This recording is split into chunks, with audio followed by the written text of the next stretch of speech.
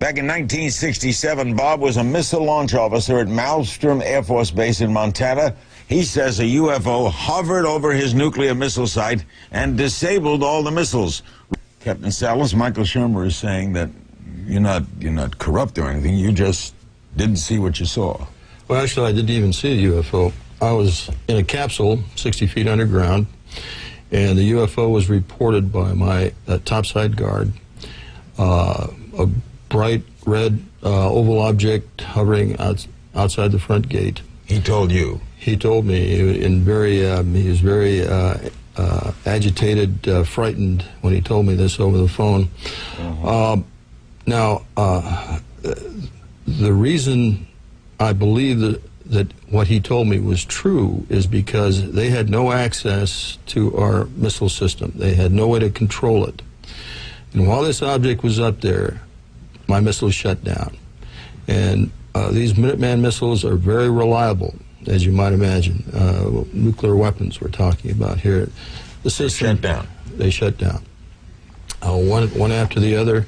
I remember losing all of them. And not only that, but 10 more missiles were shut down under similar circumstances. UFOs were observed at another launch control facility. So this is 20 missiles in 1967 were shut down with UFOs. Stories from veterans and active duty soldiers, as well as government records, have documented UAP activity over military complexes and atomic weapon sites dating back to the early 1940s.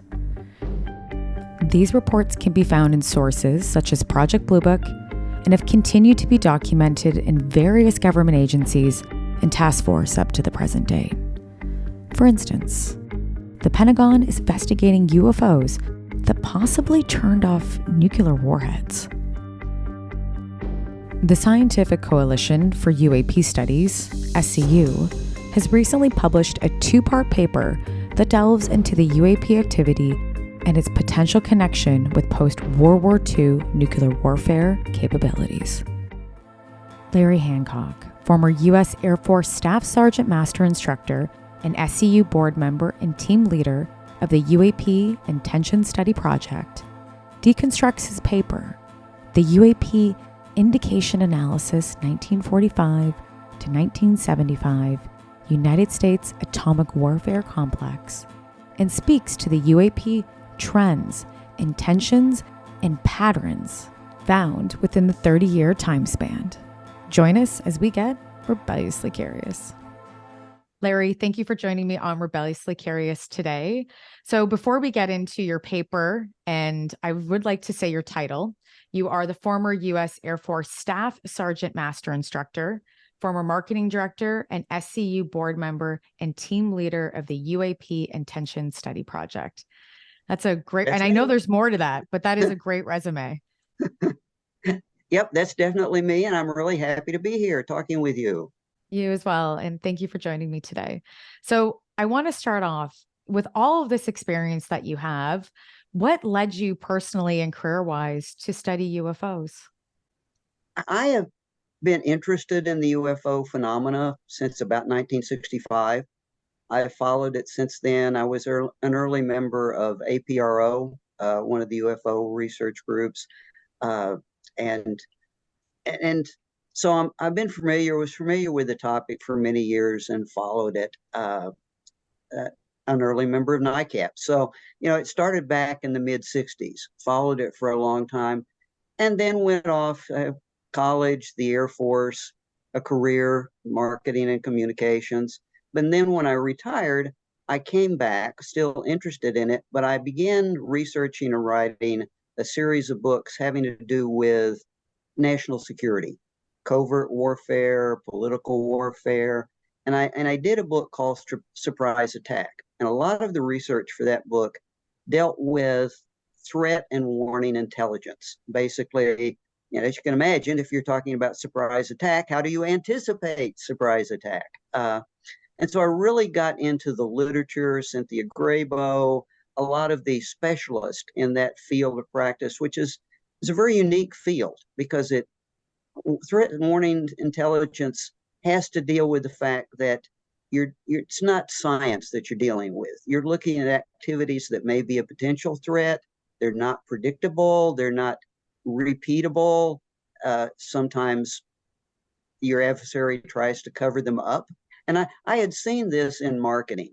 I was familiar with the idea. I did business consulting, strategic business planning, and you look at your competitor and you try to figure out what your competitor may do, and your competitor tries to conceal that from you. So actually, it was interesting. And I was like, okay, I saw that before in this other life, and now I'm seeing it again in the national security domain. And I began thinking about it. And after I finished Surprise Attack, that book, I went, I wonder if we could apply that to UFOs, UAPs, because that's the same challenge. We're dealing with observations. We can't predict when they're going to happen. They may repeat, but not at any particular location, particular time. Can we apply the practice of indications analysis from threat and warnings intelligence to UFOs? And I actually wrote a book called Unidentified: The National Security Problem of UFOs, and worked with that, tried to experiment and see how I could fold that into the book and tentatively get some practice in applying it. But then I joined SCU, and SCU is a very focused organization, scientific oriented, although intentions analysis isn't pure science. And so I brought it forth to the group and said, look, here is a rigorous, well-documented practice. I'd like to form a team and try to apply this to UAPs. And I got approval to do that, form a team. We have team members all the way from New Zealand to Canada. It's a global team. And at this point in time, we've been working on it for about 3 years. And I think by the time we're finished really finding out what we want to find out, it'll be a 5-year project. So that's a long-winded answer as to how I got myself involved in a 5-year project. It's unbelievable. And the data that you collected is astounding. And we'll get into that. I want to say that the title of the first paper, because there are two, but the first paper is UAP Indication Analysis, 1945 to 1947, United States Atomic Warfare Complex. So I think the biggest part that people need to grab from that is obviously the dates. It's a 30-year time snap, I'd say, or snapshot, but it's the atomic warfare complex that you're really focusing on.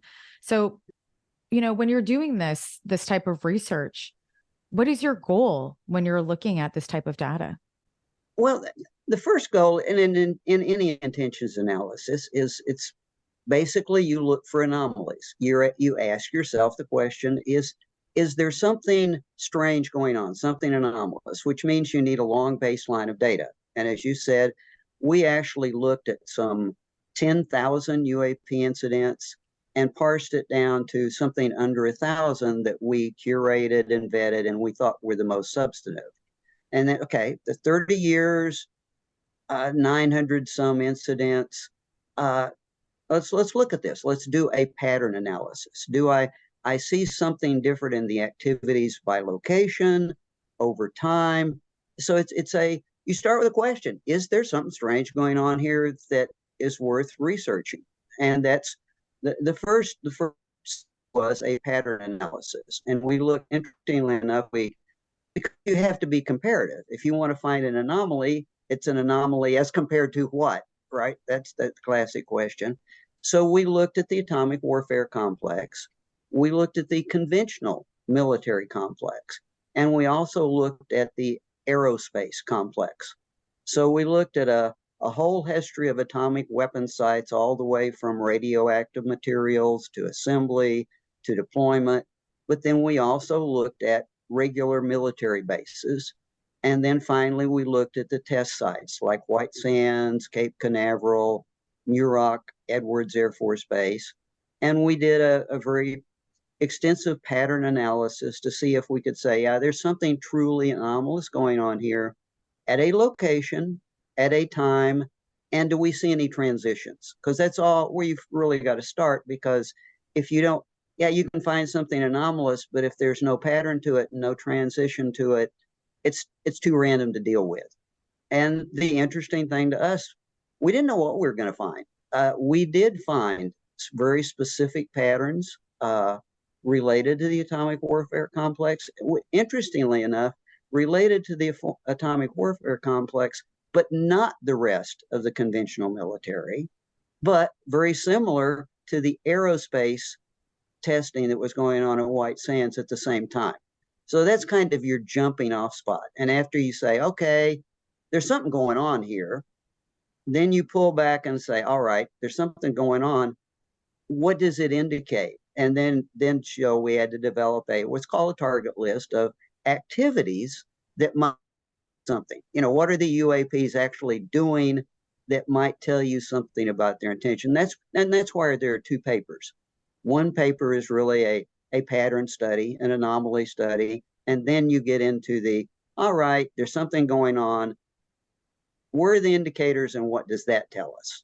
Yeah. And I think the intentions part is very interesting. And we'll also get to that near the end of this conversation too. But I want to start off with, because people are going to ask, like, what tools did you use? And it says in the paper that intelligence community analyst tools were used as part of your best practice. Yep. Can we talk about what those intelligence community analyst tools are so people know? Sure. The basic tool is really the baseline data. You need a database. Got to build a database. In the beginning, at the early Cold War, they did it with index cards. Okay. Fortunately, we have Excel. Okay. And we have a couple of guys on the team who love Excel database, which I do not. So it's great that they're on the team. So we built I think there are probably 50 cells in an Excel database to capture everything about these incidents, where they occurred, what time. We wanted to be able to geolocate them.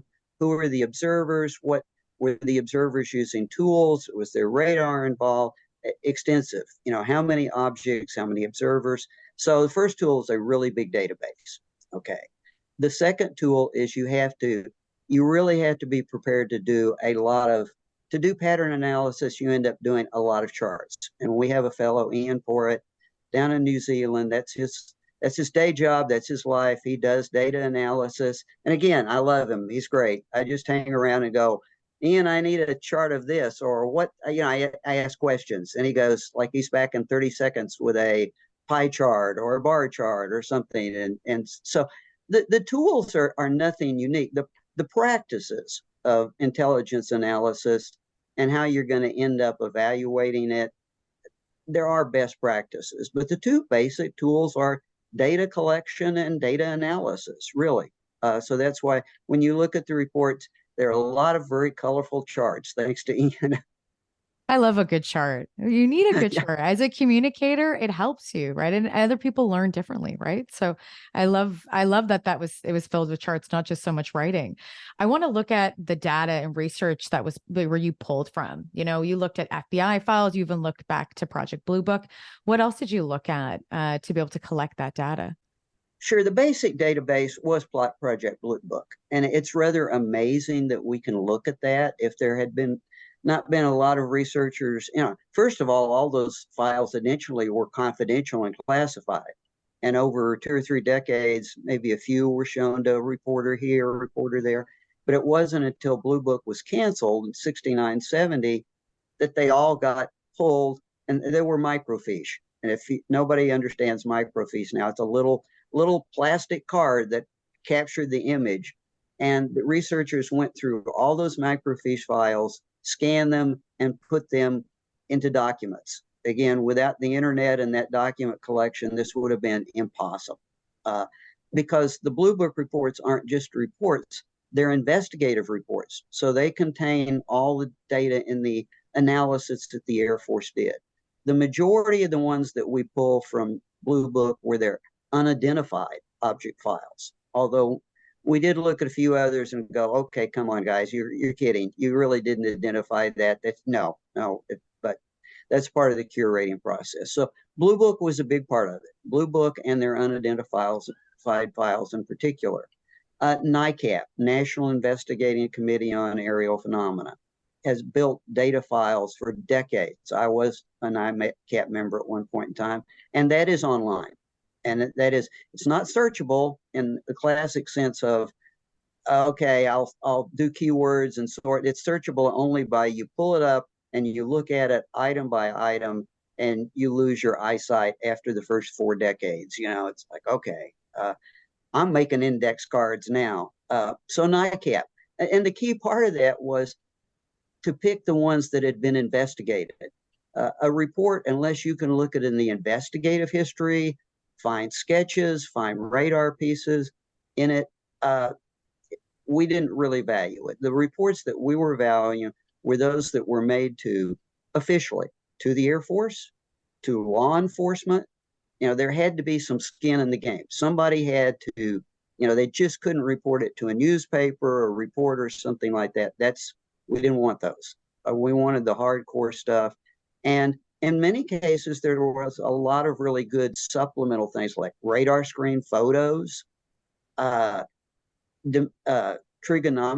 measurements, and these things that were in the files that we could use to vet them. So the answer to that's NICAP. Beyond NICAP, there are some people that have done FOIA work, Freedom of Information request, especially post Blue Book, at the National Military Command Center, at NORAD. And fortunately, those guys, great researchers, have published this stuff. So there were 2 or 3 books that we were able to turn to really deal with like the last 5 or 6 years of what we wanted to study beyond Blue Book. So those are the 3 main sources: Blue Book, NICAP, and those FOIA investigations. Yeah, and then we move to assessment indicators. So this would be the areas that you were looking into. Can we break down some of those, like, and just what they are individually? So we have general military survey, atomic weapon survey, atomic weapon prevention, and military aggression. So I find military aggression, but, you know, maybe starting with like general military survey, you know, sorry, go on. Yeah. People are going to go, you know, you kind of get tense if you say preemption and aggression, and but if you're doing it right, you have to have scenarios that cover the spectrum. You can't constrain yourself, and that's because otherwise you're putting preconception into the whole process. And since it's relatively objective anyway, or subjective anyway, you don't want to make it any more so than necessary. So the scenarios that we picked were all in what I call the military domain, or the military space.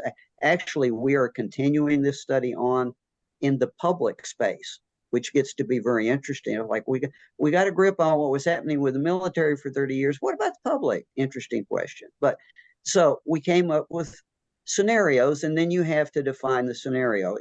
If the intention was survey, what would it look like? What would you expect to see? If the intention, especially if it was an atomic weapon survey. If it was conventional, what you would expect. And it turns out they're different. And you end up doing a lot of literature searching. You go to the professionals and see how they describe a strategic survey as versus a conventional survey. And by the way, what's intervention look like?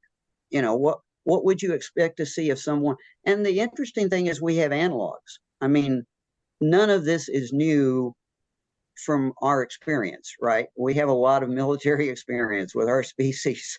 You know, we have a lot of post-World War II military experience. So it's possible to define these things pretty well. So once you define your scenario and you've written it out in 2 or 3 paragraphs, try to condense it, then you start listing activities that would map to at least one of these 4 things. And we came up with 21 activities that would run the gamut from a simple survey to intervention or aggression. We put that all into a matrix. Again, gotta love matrices, because you've got to be very compulsive about rigor. And what you do then is we come back and we evaluate each of these activities, which are commonly called indicators, kind of like what activity would indicate what scenario. Okay, so we evaluate each activity for how much data we have. Do we have a lot of data? Is it really good data? so we quantize it. And there's a quantization process in indications analysis. So that goes into the matrix. And so we kind of test ourselves into how much data do we have and how solid is our data. And then we go back and look at the individual activities, because you can't just assign a number to them. If I'm talking about, let's say electronic interference with a military aircraft, what really happened? Okay, and I've got to write up something that lets you characterize it. Yeah, it was a transmission that was essentially interpreted by the Air Force as jamming. The report says they assumed it was the Russians because it clearly was radar jamming of a SAC strategic atomic bomber on an atomic alert mission over Canada. Now that's a little different than just going, oh, there was a radar signal. Oh, okay. Or in another case, one of the ones I particularly loved where you don't understand it without the example is a UAP comes in towards a radar site in Arizona. It's tracked incoming at 6,800 miles per hour. It stops. It just stops on the radar screen. And then they interrogate it with a friend or foe identification transmission, a coded transmission. And son of a gun, the thing responds and says, I'm friendly. Wait a minute. Okay. So that's a little different than you might just get from the Blue Book report that says, oh, that was a balloon. Unlikely that it was a balloon. That's a comfortable explanation. But balloons are not known for 6,800 mile per hour instant deceleration behavior. It's kind of like, okay, well, and then you might say, well, all right, that was just a radar problem. Well, if that was just a radar problem, the IFF radar is a separate signal. Wait a minute, all combined, this is important. So I guess what I'm really trying to say is it is a subjective process to do indications analysis. But if you have patterns, if you have qualification and quantification of the data, and if you have specific activities that you can look at and reference, then you make a judgment. And the end of the judgment process is which scenario is most likely, which scenario is least likely.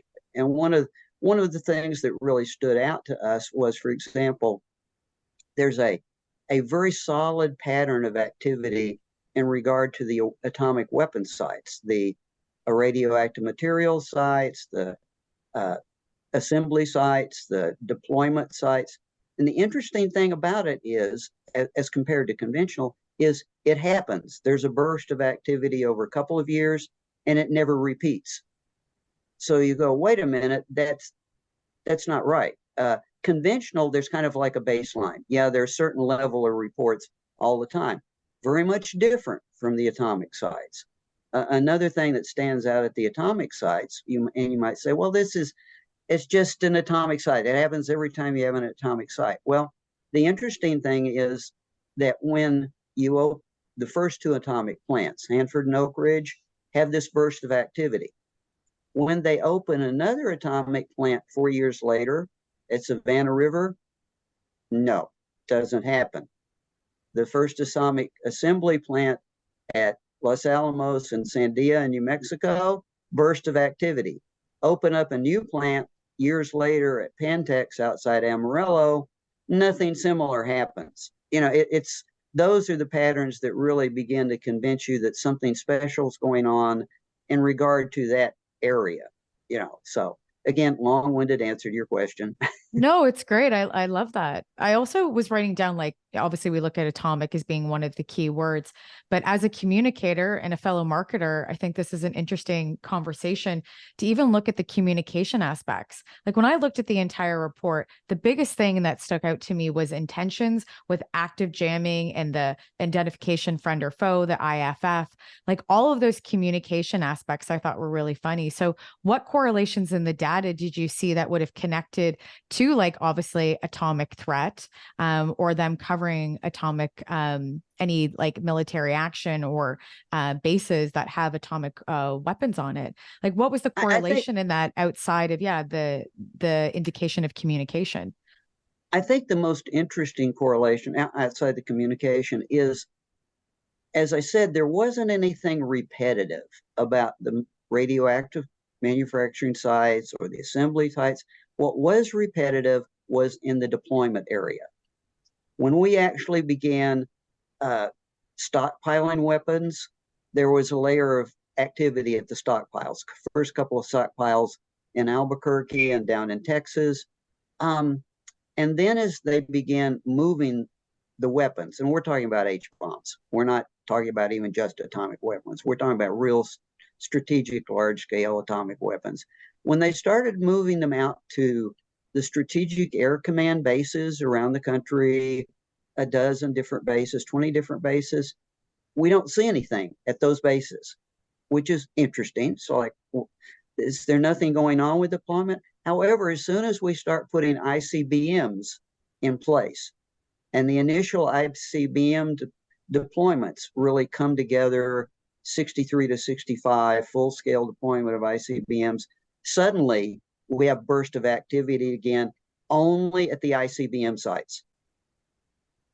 Wow. So then, and then that stops. Again, it's kind of like, okay, if this is, which suggests a survey. I mean, one of the things, if someone was considering preemption like we do in national security, you have to constantly monitor your adversary, which is why we fly electronics information flights around China.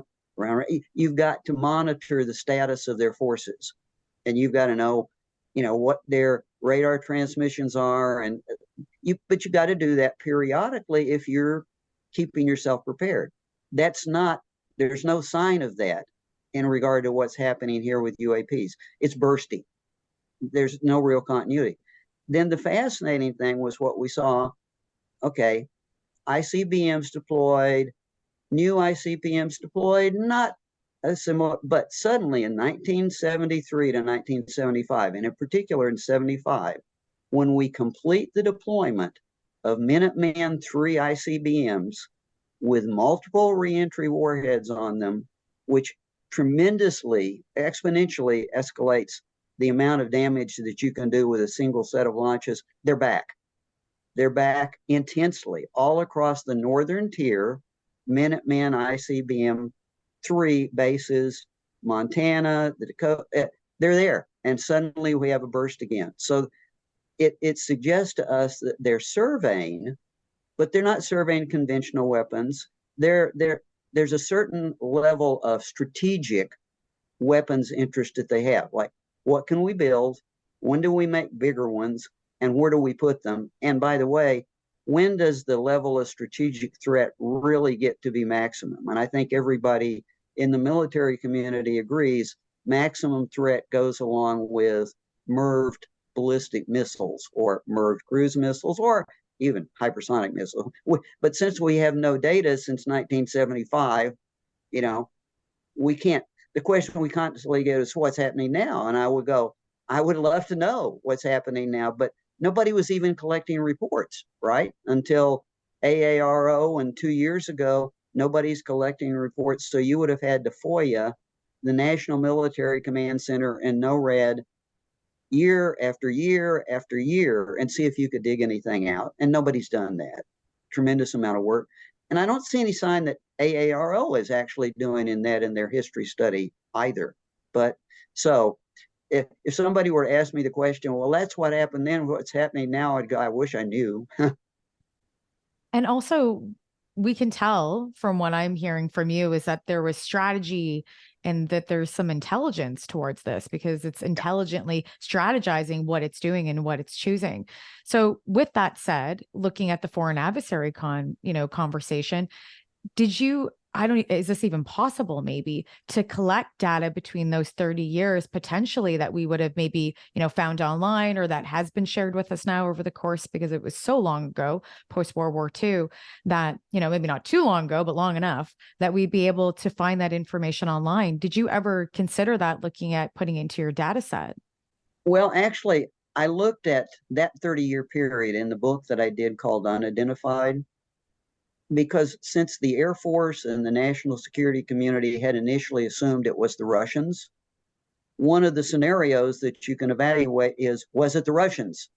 And that's what I did in the book. And it's conclusively not the Russians. And one of the reasons that makes it very conclusively it wasn't the Russians is that the same technology, the same capability that Air Force intelligence describes in a report out of 1947, 1948 into what UFOs can do. You know, this is what these people are dead serious. Matter of fact, their conclusion for Air Force intelligence circa 1948 was it was the Russians using German technology, the advanced not aerospace, but aircraft technology, jets. That's what they thought it was. And then they went to Germany to look for it and couldn't find it. And that's kind of when Project Sign turned into Project Grudge.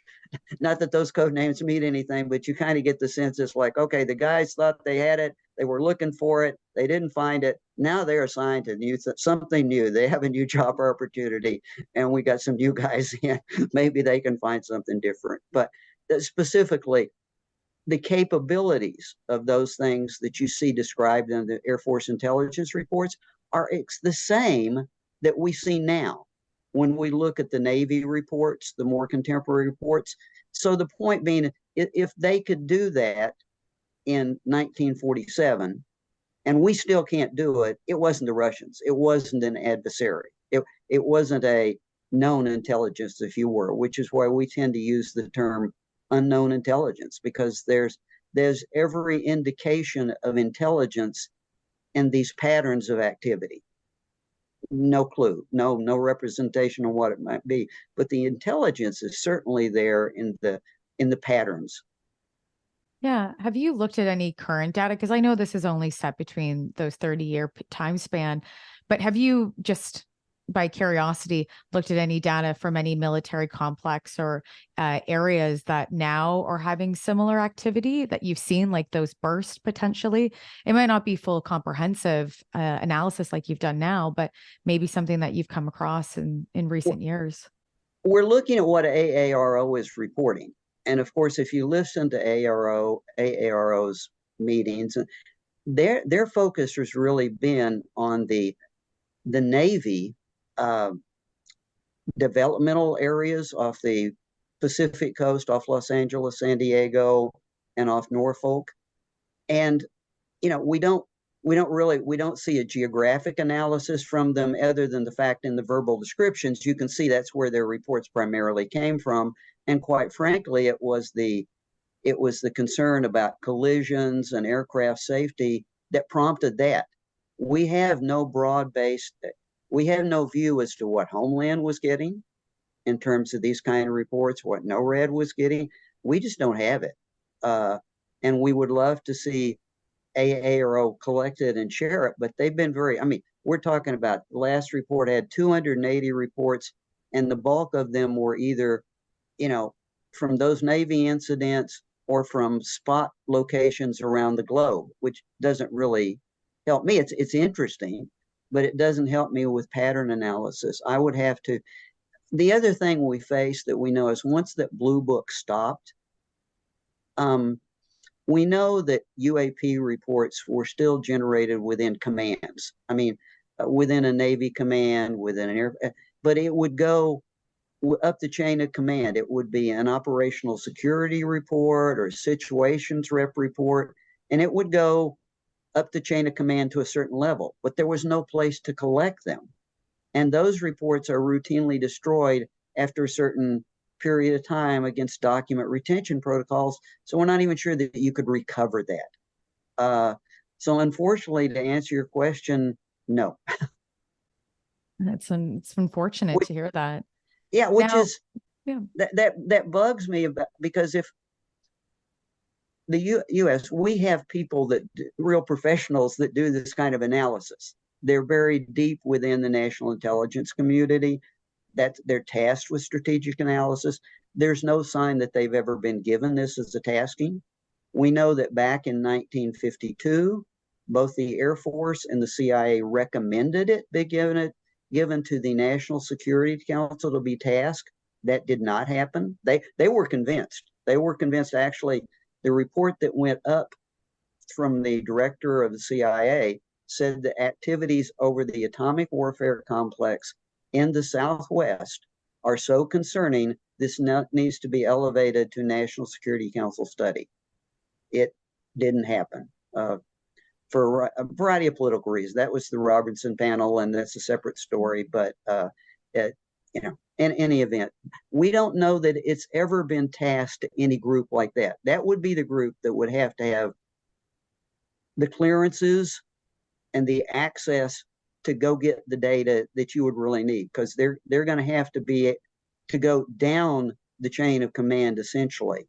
And you know, we certainly can't do that, but I would like to see AARO doing it. I just don't know if they are.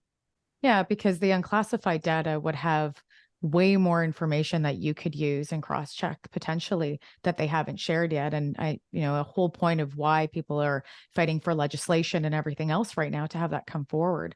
Have you talked to AARO, or have they approached you or any other government official about this report? Because it's so interesting. No, we have not. I mean, SCU knows some people at NASA. They know, but there's been no formal contact, no official contact. And you're right. You really made a very important statement there. SCU, we don't need to know source data. We don't need to know what technology was used to collect it. We don't know, this stuff is compartmentalized. I don't need to know about the satellite that collected it or the radar system that collected it. All I need to know is what happened, when and where. That's all, to do a pattern study. You really could strip all the stuff that concerns you off and give it to me, and I could do something with it.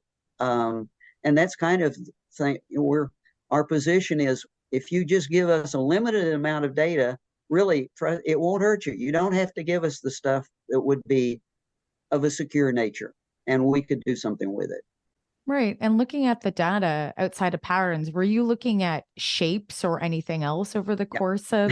Yeah, I would imagine. So I'm always so curious when I look at culture feedback loops and the shapes and how they've changed over the course of decades. So we look at, from the flying saucer with Kenneth Arnold, and then all the way now we talk about orbs and how that has culturally been a shift, how we might identify and how UFOs has changed as we've grown as a civilization.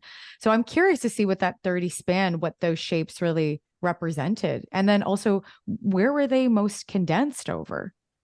We have done that, actually. And Robert Powell and I spent about, I guess, the better part of 2 years going over, I think, 20,000 reports. And if I wasn't wearing glasses before this started, I would be now. And we actually, SCU has a characteristic study that discusses shapes. And even though we have some of that stuff in our database for intention study, this is a separate study. Shapes, and we curated it very heavily down to the fact that we only wanted observations within 5,000 feet or so, where the angular diameter is such that you can see a shape. We don't, if you tell us you saw a shape 3 miles away, I'm sorry, no, that's not so. And actually, that characteristic study really should be published by the end of this year. It's done. It took us about 3 years. We worked with some interesting students out of Canada to help in it, but it will give you the shapes, the illustrations, show the patterns over the years. And interestingly, it's not what you would expect. But one of the things I found, and generally reading the UFO UAP literature, when I dig into these studies, it's not what you see there. Those are written so broadly that it's black triangles get to be much more significant than orbs. I'll just say that much. And we've seen that throughout history too. Black triangles have played such a huge role in the UAP conversation and the identification of them. Yeah. But it's so interesting in the military complex side, if we're seeing potentially more black triangles. I always find the shapes over a context of years so fascinating. And I would imagine that AARO would want that, because we've seen through Sean Kirkpatrick's data that he does focus on the shape and type of craft and propulsion system. So you would think that he would want this type of data just to even look at from, past to present. So just for reference, yeah, right. absolutely. We've accumulated enough data. These are, again, Robert and I, pretty big spreadsheet. And we've got it collected from the reports. Were there electromagnetic effects? Were there acoustic effects? And what's the geography?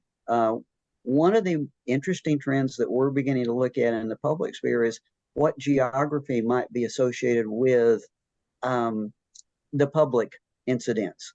And it would be quite a bit different than the military incidents, which is interesting in itself. But yeah, I could go on forever. I won't.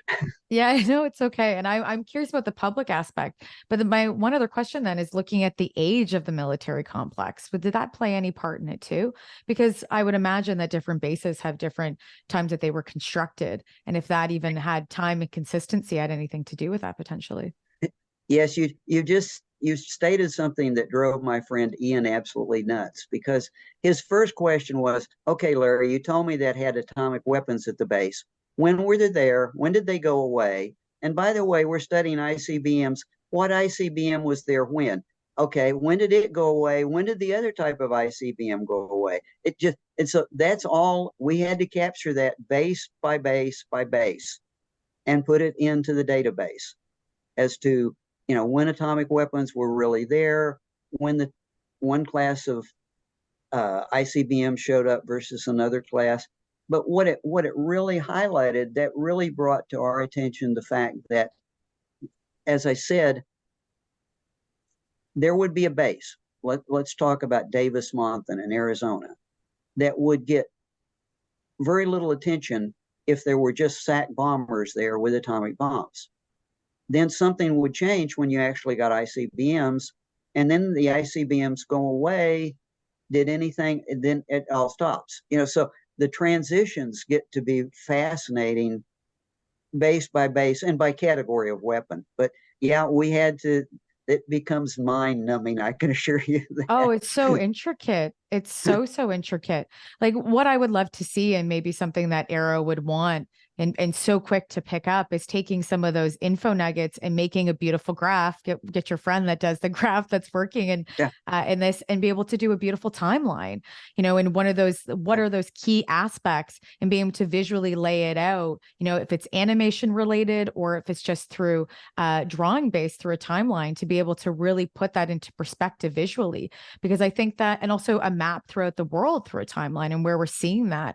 I think visually, we look at data and people get so worried when they're seeing information in data sets. So they're like, oh, this is too much for me. But when they visually see it laid out, it really affects them differently. One of the things he's done, and it would be great to animate, because Yes. we just have it slide by slide now, but it's when you look at the ICBM bases, and let's say you lay a flat overlay out showing how big they are and whatever, and then you show the UAP activity with the bar chart, and you see the bar moving up and down by year, or the atomic warfare complex site. You see Hanford jump up like this and then go down and never come back, and you see another site jump up, come back. You get a real feel for the fact that something's happening. Yeah, you could animate that.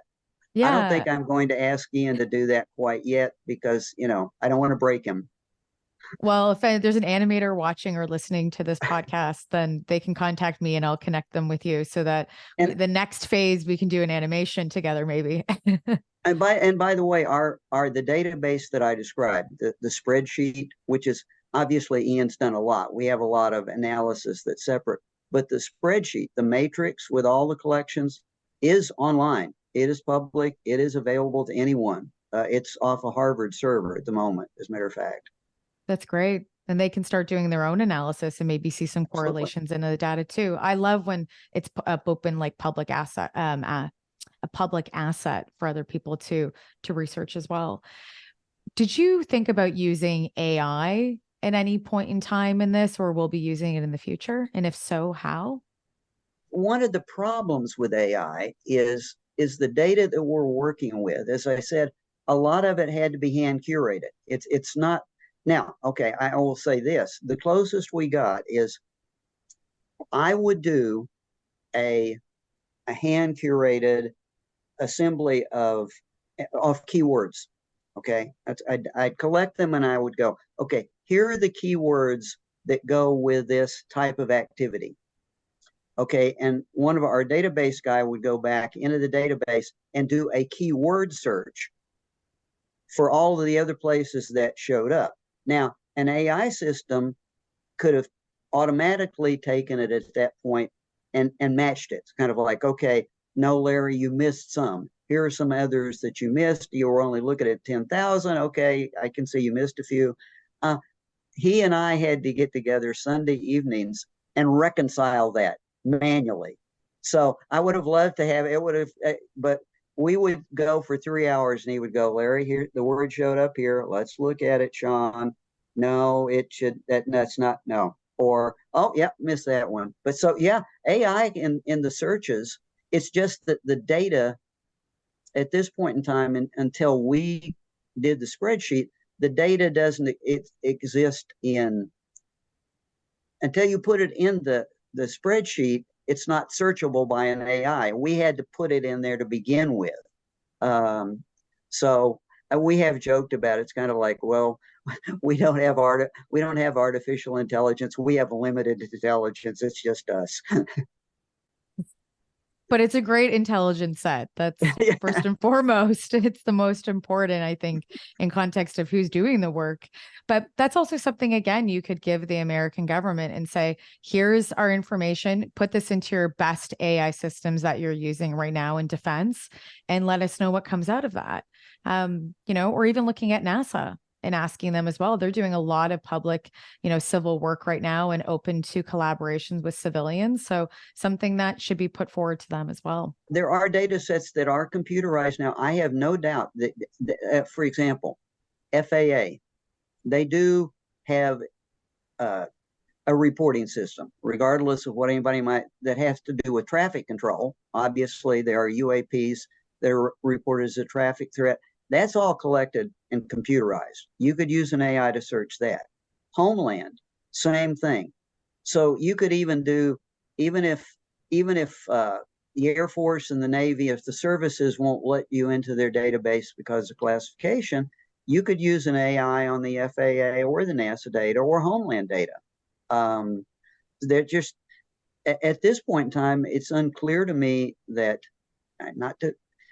that anybody is really reaching out to grab the full body of data. My suspicion is that Homeland data and FAA data is just as important as anything the services are reporting. Now, whether it's drones, use AI to eliminate the drones. So you're right. There are a lot of uses for AI. Actually, SCU has a project going on right now. Is how do you characterize a drone? Once that's finished, that would be a great profiling tool, because that's not really an easy question to answer now with drones, that the variables are so great. 10 years ago, yeah, it's easy, but now it's different. But yeah, there's a lot of potential for really addressing what my concern is, though, since we don't have the full picture over time, it's quite possible that something may have happened during the First Cold War that is no longer happening. That doesn't mean that it's irrelevant. We don't know that it's happening or not happening, but ignoring that history cost you something. Because if nothing else, you should be looking at the same places to make sure it's not still happening, just because it's not being reported. We found an interest. People do ask us, it's sort of like, did you look at atomic power plants? And the answer is, we did. And we found virtually no UAP reports. A few anecdotal reports in the newspapers, not reported to the Blue Book, not reported to the Air Force, but we actually did that. We had to go through the list, look them all up and geolocate them and search for reports. And now the question remains, does that mean there were no interest or there was no reporting system? And that's something we call out in the report, because you can't let yourself be fooled. No activity and no reporting system, you don't know what happened. Did it happen? And the AEC, the Atomic Energy Commission, didn't give any instructions to the power plants.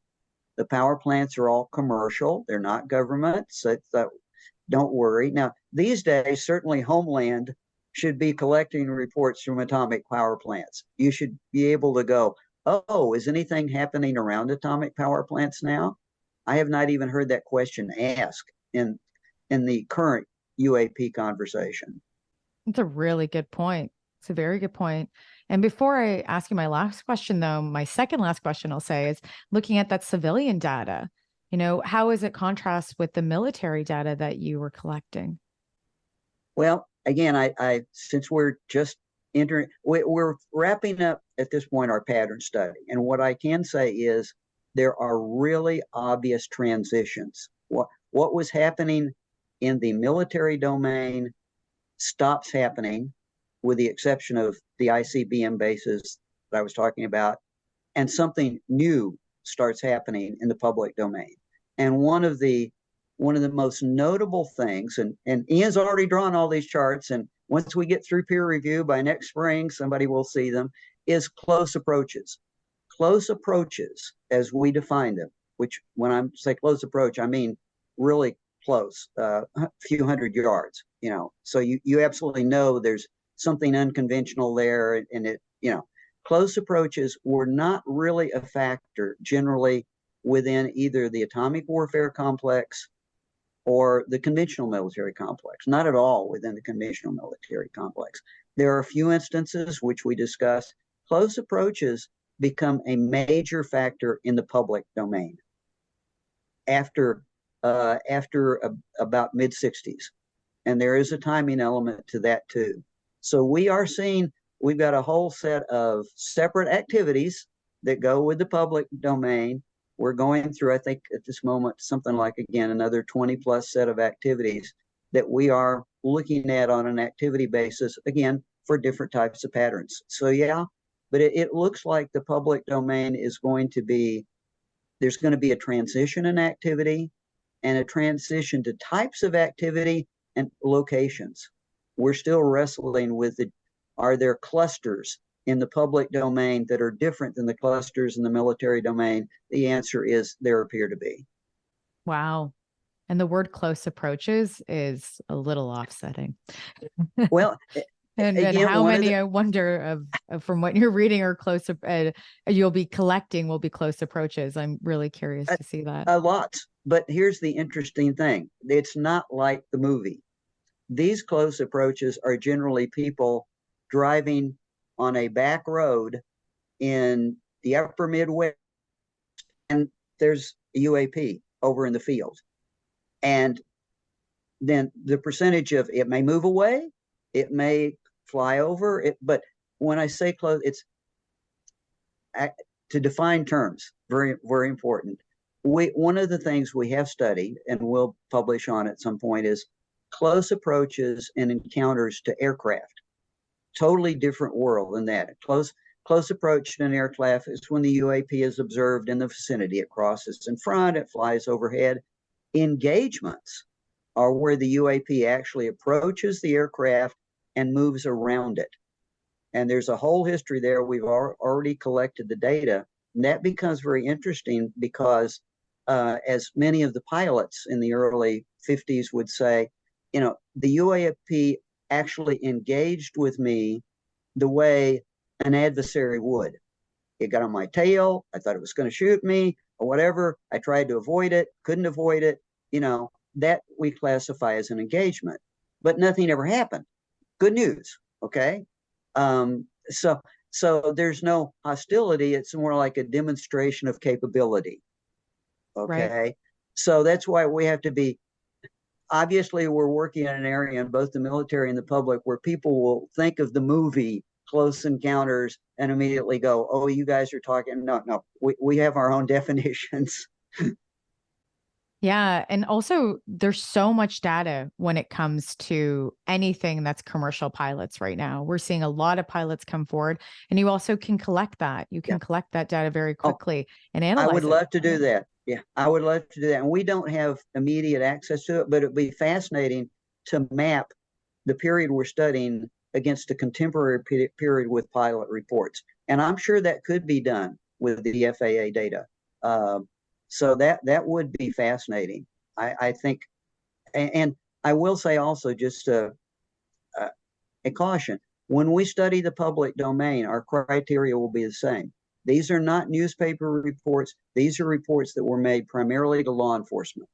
Since Blue Book was out of business, somebody had to be disturbed enough for it to be reported to law enforcement, or as someone who would investigate it. And we're not, in our curating for the public side, we're not going to accept anything that hasn't been officially reported and investigated. So there might be 50,000 newspaper reports of something, and that, sorry, doesn't count. So outside of all of these reports and the one that you're doing now based on civilians, what's next steps? What is the future outside of, military, outside of civilian? I'm so curious because I just want to keep following, and I know everybody else listening and watching would as well. I was thinking of a long nap at the end of next year, but fair. No, here's the way it's really supposed to work in best practices. You pick the domains that you're going to study. So we study military domain, public domain. You do a pattern study on each one of them. You look for anomalies, you find them, and you just call them out and say, here they are. No interpretation. These are just anomalies. You can make your own inferences from what I'm showing you in the charts. And then for each one, you do an indications analysis. You call out the activities that you think may indicate a particular scenario, and we'll have a different set of scenarios for the public. And again, you go through that. When you're all said and done in the real world, or as close as I come to the real world at this,